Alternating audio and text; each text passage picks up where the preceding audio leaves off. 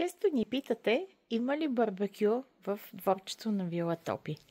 Не само, че има, а и уникално, неповторимо, изработено специално за нас от скъп приятел.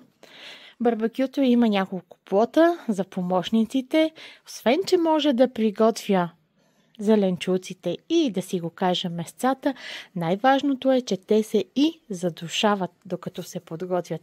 А любимо ни е пушенето на коминчето. И да си го кажем честно, ако не всеки може да се справи с барбекю, или не му се разпалва огъня, жаравата, или му е много бавно, ето за мераклите на същото местенце има и електрическа скара. А точно до тях е битовото ни кътче, лятната кухня, която има всичко необходимо. Втора фурна, котлони, мивка, втори хладилник, освен този в къщата. Има изцяло отделни комплекти за ползване, прибори и място, където с удоволствие и наслада да се изконсумира подготвеното. Кътчето е за 10 човека, точно толкова, колкото и капацитета на вилата.